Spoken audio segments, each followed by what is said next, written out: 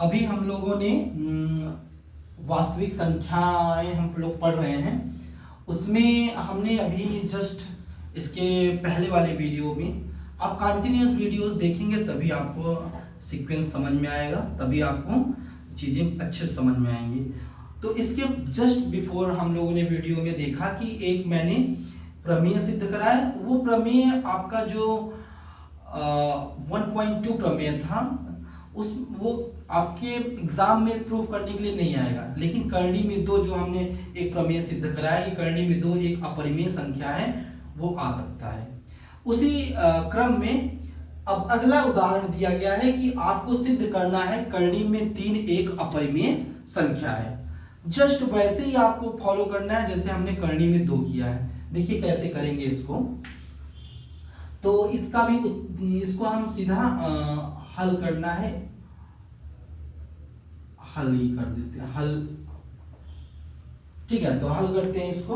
तो आप लिखेंगे यहाँ पे माना, क्या लिखेंगे, माना करणी में 3 एक परिमेय संख्या है। ठीक है, करणी में 3 एक परिमेय संख्या है, आप ये मानेंगे। ठीक है, तो अगर कोई भी संख्या परिमेय संख्या होगा तो उसको हम p बाई क्यू के रूप में लिख सकते हैं। तो अर्थात आप क्या लिखेंगे, अर्थात आप लिखेंगे करणी में 3 इक्वल टू आर बटे का यस, जहां yes does not equal to 0, मतलब जहां यस 0 के बराबर नहीं है। फिर आप क्या करेंगे कि आप लिखेंगे कि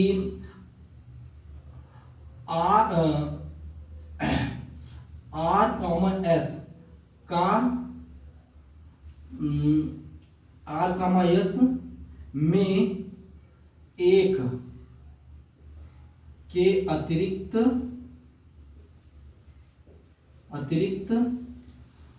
कोई उभयनिष्ठ गुणनखंड है। गुणनखंड है, आप ये लिखिए। अब उस गुणनखंड से आप विभाजित करते हैं तो लिखेंगे अतः उभयनिष्ठ गुणनखंड से आर और यस को विभाजित करने पर, उभयनिष्ठ गुणनखंड से आर और यस को विभाजित करने पर हमको क्या मिलता है, तो आपको मिलता है ऐसे, करणी में 3 बराबर ए, आर को विभाजित करते हैं तो ए मिलता है और यस को विभाजित करेंगे तो बी मिलता है। फिर यहां पे लिखेंगे जहां ए कॉमा बी एक सहअभाज्य संख्याएं हैं, सहअभाज्य संख्याएं हैं। ठीक है ना, आप ये लिख सकते हैं। अब क्या करेंगे, आप इसका क्रॉस मल्टीप्लीकेशन करेंगे तो यहां पे क्या आ जाएगा, करणी में 3 बी बराबर ए। अब दोनों तरफ स्क्वायर कर देंगे तो करणी में 3 बी का होल स्क्वायर बराबर ए स्क्वायर, या इसको ऐसे लिख सकते हैं A square equal to 3 B square. तो आपको दिख रहा है कि ए स्क्वायर बराबर 3 बी स्क्वायर, अर्थात आप लिख सकते हैं ए स्क्वायर को, या ए स्क्वायर 3 से विभाजित होगा, ये लिख सकते हैं। तो यहां पे लिखेंगे अर्थात अंकगणित के आधारभूत प्रमेय से, अर्थात ऐसे डायरेक्ट लिख सकते हैं, प्रमेय से आप क्या कह सकते हैं, प्रमेय से ए 3 से विभाजित होगा।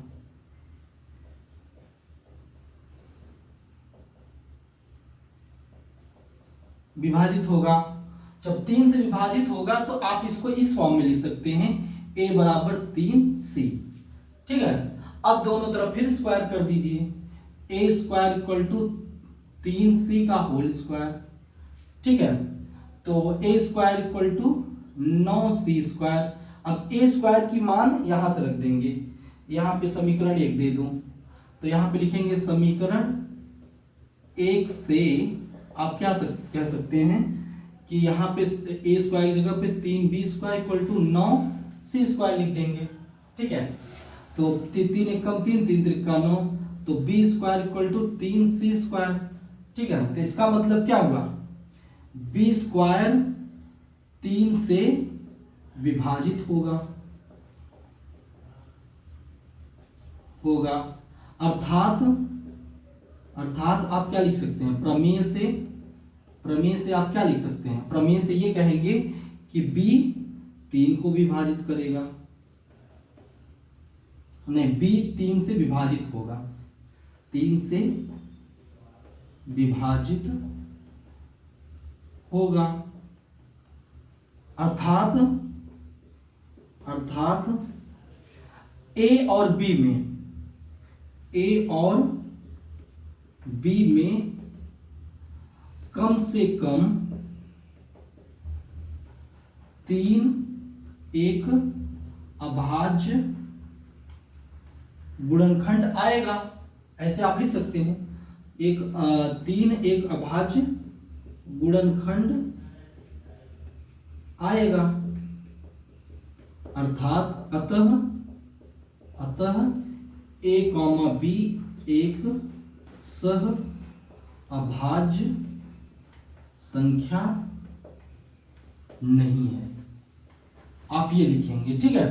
अतः a, b एक सह अभाज्य संख्या नहीं है। ये क्या हो रहा है, विरोधाभास हो रहा है, क्योंकि हमने a और b को एक सह अभाज्य संख्या माना था कि ये सह अभाज्य संख्याएं होंगी, लेकिन ये यहाँ पे क्या पता चल रहा है कि ये सह अभाज्य संख्याएं नहीं है। तो फिर आप लिख सकते हैं अतः जो हमने माना था कि कर्णी में 3 एक परिमेय संख्या है, वो गलत हो गया। तो ये इसका मतलब क्या होगा, कर्णी में 3 एक अपरिमेय संख्या है।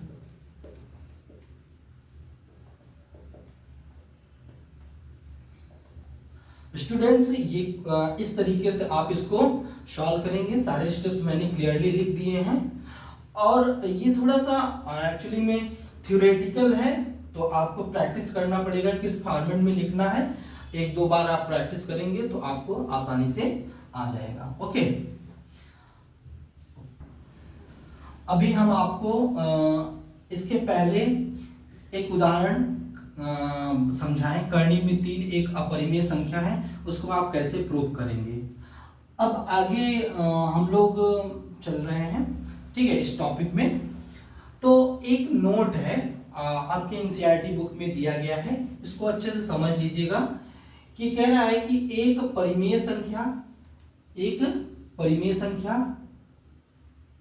और एक अपरिमेय संख्या का योग या अंतर एक अपरिमेय संख्या होगा। एक्चुअली में इसको हटा दीजिए। तो यहां पे कहने को लग एक परिमेय संख्या, तो 2 एक परिमेय संख्या है और कर्णी में 3 एक अपरिमेय संख्या है, अभी हमने प्रूफ किया था। तो इसको अगर आप जोड़ेंगे या फिर इसका अंतर लेंगे, दोनों केसेस में ये क्या होंगे, अपरिमेय होंगे,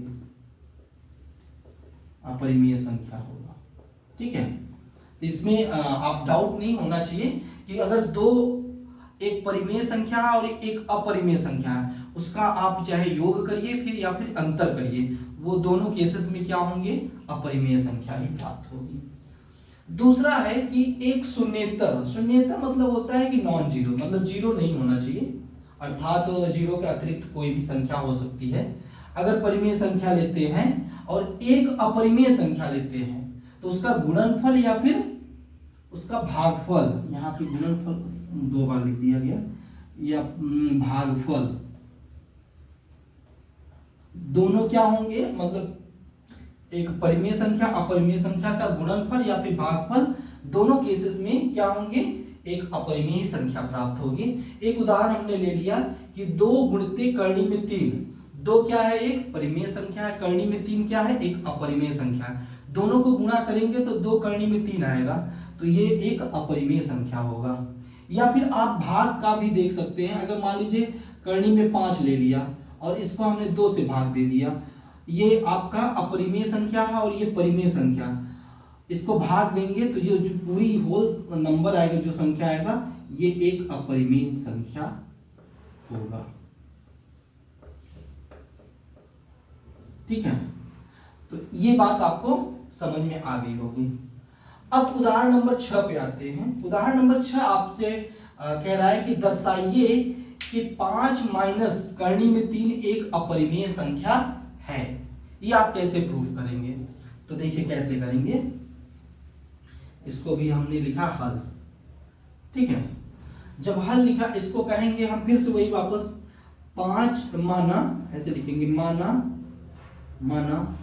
5 माइनस करनी में 3 एक परिमेय संख्या है। आप ऐसे लिखेंगे परिमेय संख्या है। तो आप क्या लिख सकते हैं? फिर से वही लिखेंगे, अर्थात इसको आप लिख सकते हैं 5 माइनस करनी में 3 बराबर a बटे का b। फिर लिखेंगे जहां a कॉमा b एक सहअभाज्य संख्या है। आप पूछेंगे सहअभाज्य संख्या क्या होता है? तो वो दो संख्याएं जिसका हाईएस्ट कॉमन फैक्टर HCF जब निकालेंगे तो 1 प्राप्त हो, तो उसको सहअभाज्य संख्या कहेंगे। अब इसको क्या करेंगे? अब इसको आप क्या लिखेंगे? इसको थोड़ा ट्रांसफर करेंगे तो 5 इधर आएगा तो माइनस a बटे का b बराबर करनी में 3। इसका मतलब क्या हुआ? अभी मैंने आपको एक बताया कि ये 5 परिमेय संख्या और ये भी परिमेय संख्या है, दोनों को करेंगे तो मतलब अंतर निकालेंगे तो ये भी परिमेय संख्या होगा। अर्थात आप लिख सकते हैं, अर्थात 5 माइनस a बटे b एक परिमेय संख्या है।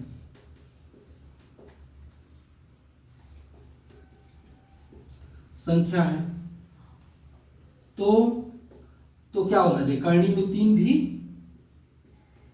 एक परिमेय संख्या होनी चाहिए।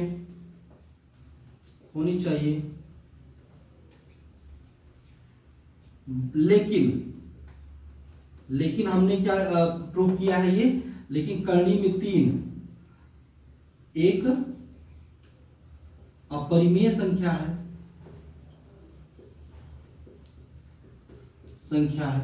इसका मतलब क्या हो रहा है? इसका विरोधाभास हो रहा है, विरोधाभास।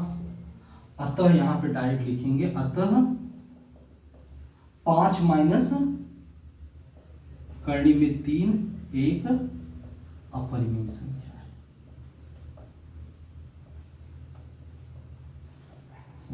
है। आई होप समझ में आ गया होगा। आपको कुछ करना नहीं है, आपको सिर्फ इतना करना है कि इसको आप a/b के फॉर्म में लिख के फिर आपको दिखा देना है कि ये विरोधाभास होगा, क्योंकि ये परिमेय संख्या है तो इसके बराबर है, तो ये भी परिमेय संख्या होना चाहिए। लेकिन ऐसा होता नहीं, करनी में 3 एक अपरिमेय संख्या है जो कि ये विरोधाभास दिखा रहा है यहाँ, इसीलिए आप कह सकते हो करनी में नहीं 5 माइनस करनी में 3 एक अपरिमेय संख्या है। ओके, आई होप आपको समझ में आ गया होगा। इसका स्क्रीनशॉट ले लीजिएगा।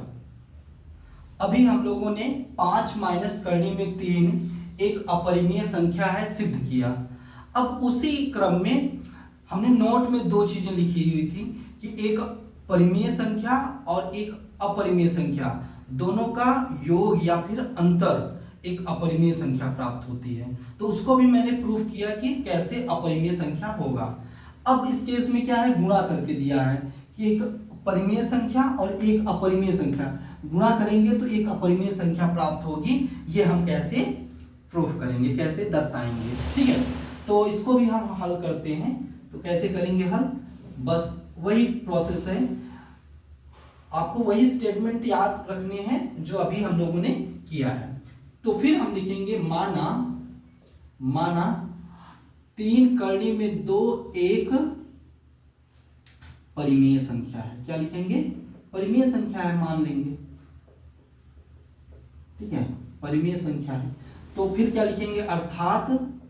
अर्थात इसको आप लिख सकते हो 3 करनी में 2 बराबर a बटे का b, जहां a और b एक सह अभाज्य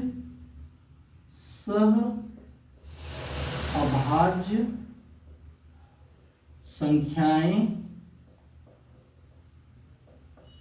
हैं। यहां तक समझ में आ गया? फिर हम क्या करेंगे कि इसको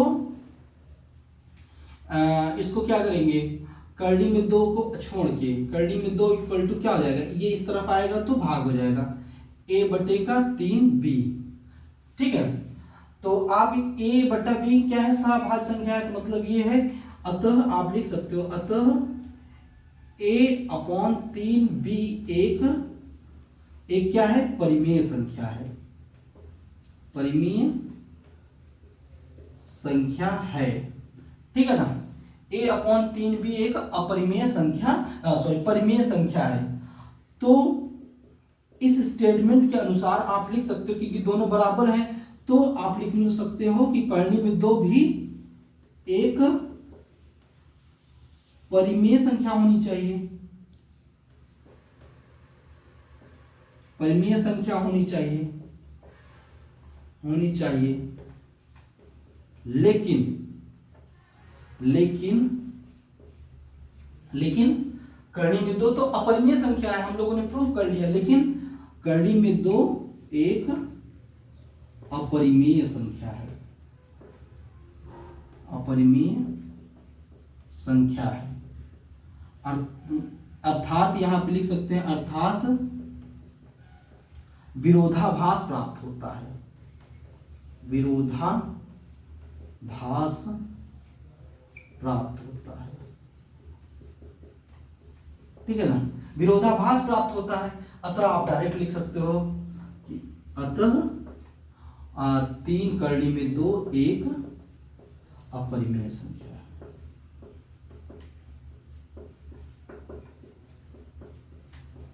ठीक है, तो ये क्वेश्चंस आपको समझ में आ गया होगा कि कैसे हम प्रूव करेंगे 3 करनी में 2 एक अपरिमेय संख्या है। ठीक है, तो स्टूडेंट्स इसको आप स्क्रीनशॉट लीजिए या फिर लिख लीजिए और इसको रिवाइज करिए। ओके।